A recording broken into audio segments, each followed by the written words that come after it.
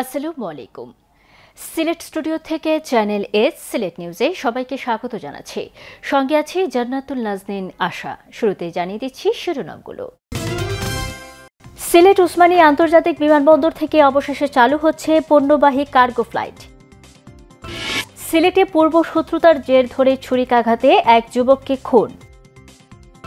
Companiganj association ইউকের উদ্যোগে 7 দম্পতির যৌতুকবিহীন বিয়ে।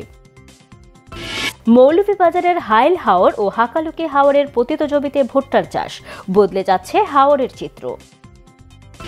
এবং ব্লাড ক্যান্সারে আক্রান্ত সিলেটের এমসি কলেজের মেধাবী ছাত্রী ফাইজা আঞ্জুম জুথিকে বাঁচাতে দানশীল প্রবাসীদের কাছে সাহায্যের আকুতি জানিয়েছেন তার বাবা মা। শুনছিলেন শিরোনাম, এবারে বিস্তারিত। সিলেট উসমানী আন্তর্জাতিক বিমানবন্দরে ২৬ কোটি টাকা ব্যয়ে নির্মিত কার্গো কমপ্লেক্স অবশেষে পণ্যবাহী ফ্লাইট চালুর মাধ্যমে সচল হচ্ছে। বিমানবন্দর কর্তৃপক্ষ নিশ্চিত করেছেন ২৭শে এপ্রিল ৭ টন পণ্য নিয়ে একটি কার্গো ফ্লাইট সিলেট থেকে স্পেন যাবে। সিলেট থেকে রিপোর্ট করছেন আমাদের বিশেষ প্রতিনিধি আব্দুল মালিক জাকা। ক্যামেরায় ছিলেন শামীম হোসেন। বিদেশে পণ্য প্রেরণ সহজতর করতে সিলেট ওসমানী আন্তর্জাতিক বিমানবন্দরে ২৬ কোটি টাকা ব্যয়ে কার্গো কমপ্লেক্স নির্মাণ করা হয়। এ লক্ষ্যে ২০২২ সালে কার্গো ফ্লাইট চালুর অনুমোদন মিললেও নানা কারণে তা বিলম্বিত হয়। আগামী ২৭ এপ্রিল প্রথমবারের মতো ৬০ টন গার্মেন্টস পণ্য নিয়ে একটি কার্গো ফ্লাইট স্পেন যাবে। সম্প্রতি ভারত সরকার ট্রান্সশিপমেন্ট সুবিধা বাতিল করায় অন্তর্বর্তী সরকার নিজেদের সক্ষমতা বাড়াতে এমন উদ্যোগ নিয়েছেন বলে সংশ্লিষ্টজন মনে করছেন। সিলেট ওসমানী আন্তর্জাতিক বিমানবন্দর পরিচালক হাফিজ আহমদ জানিয়েছেন, পণ্য পরিবহনের পূর্ণ সক্ষমতা ওসমানী বিমানবন্দরে রয়েছে এবং আন্তর্জাতিক সকল প্রোটোকল মেনেই পণ্য পরিবহনের সকল পদক্ষেপ নেওয়া হয়েছে। আমরা আশা করছি ইনশাল্লাহ সব কিছু ঠিক থাকলে আগামী ২৭ এপ্রিল ২০২৫ আমাদের ওসমানী আন্তর্জাতিক বিমানবন্দর থেকে একটা cargo flight, that is the whole flight will carry cargo from Silet, এটা সরাসরি ইউরোপে চলে যাবে। আমাদের সেই সক্ষমতা আছে। সিলেট থেকে কতটি কার্গো ফ্লাইট পরিচালিত হবে এ প্রশ্নের উত্তরে বিমানবন্দর পরিচালক বলেন, চাহিদা বিবেচনায় তা নির্ধারণ করা হবে। এটা ডিপেন্ড করবে যে রপ্তানিকারক এবং ডেস্টিনেশন যে দেশ, সেই দেশের আমদানিকারক তাদের আয়োজনের উপরে। সিলেট চেম্বারের সাবেক সভাপতি খন্দকার সিপার আহমদ এই উদ্যোগকে স্বাগত জানান এবং বলেন, এইটা আমার মনে হয় একটা ভালো দিক, এটা একটা ভালো সুযোগ।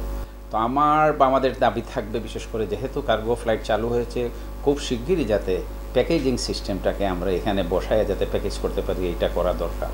যারা উৎপাদন করতো তারা কিন্তু একটু নিরুৎসাহিত ছিল। এখন এখান থেকে যদি উৎপাদন করে কার্গো ফ্লাইটে বিশেষ করে ইউরোপে যাওয়া যায়, তাহলে সময় কম লাগতেছে, কোয়ালিটিটা ভালো থাকবে। আমার মনে হয় যারা উৎপাদক সেইখানে আবার বিনিয়োগ করবে, এখানে বিনিয়োগ বাড়বে। ওসমানী বিমানবন্দর থেকে কার্গো ফ্লাইট চালু করার দীর্ঘদিনের দাবি ছিল রপ্তানিকারকদের। উদ্বোধনী ফ্লাইট চালুর মাধ্যমে এর সূচনা ঘটল বলে মনে করছেন তারা। আব্দুল মালিক জাকা, চ্যানেল এস নিউজ, সিলেট। সিলেটে পূর্ব শত্রুতার জের ধরে ছুরিকাঘাতে এক যুবককে খুন করা হয়েছে। নিহত তুষার আহমদ চৌধুরী সিলেট নগরীর রায়নগর এলাকার বাসিন্দা।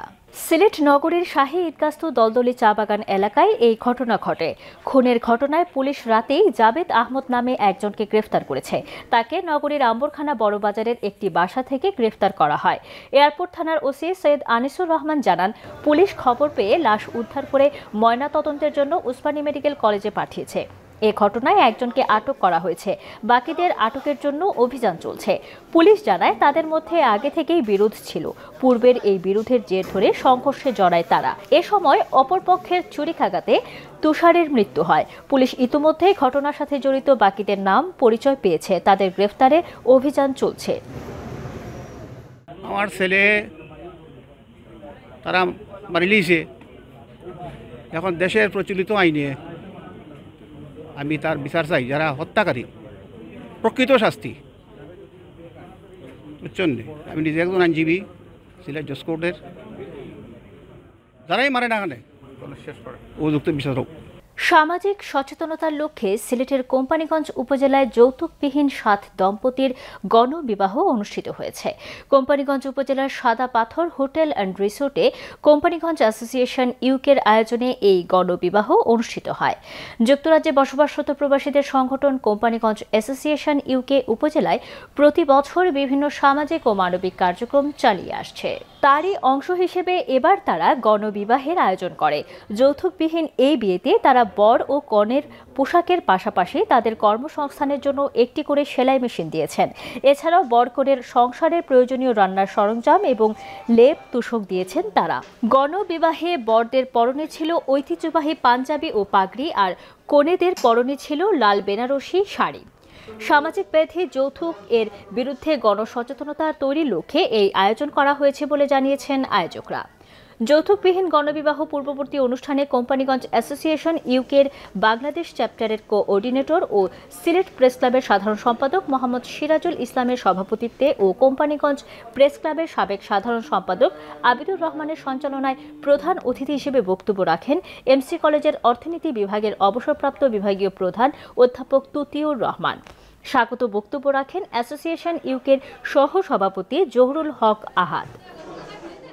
এটা একটা মাইল ফলক এবং এটা হচ্ছে হিস্টোরিক্যাল ডে ফর কোম্পানীগঞ্জবাসী।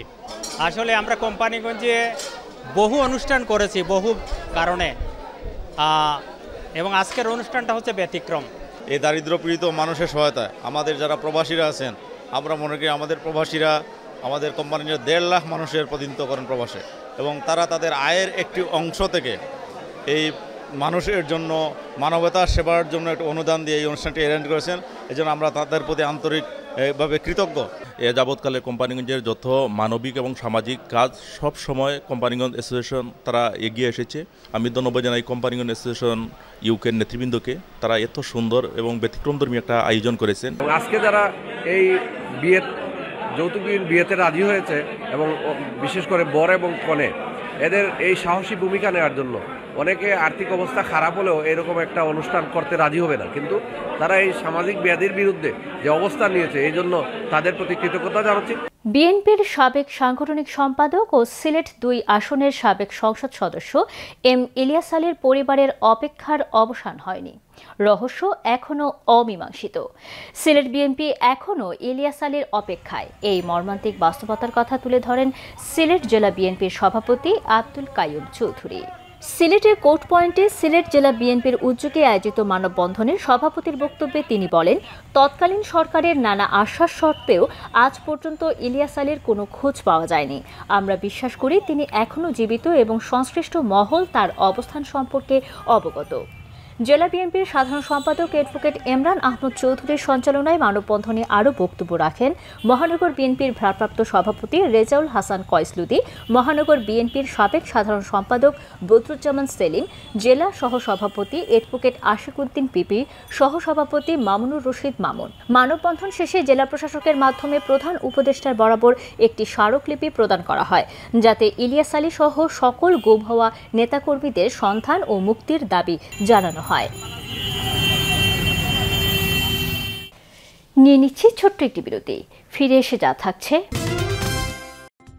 মৌলভীবাজারের হাইল হাওর ও হাকালুকি হাওরের পতিত জমিতে ভুট্টার চাষ, বদলে যাচ্ছে হাওরের চিত্র।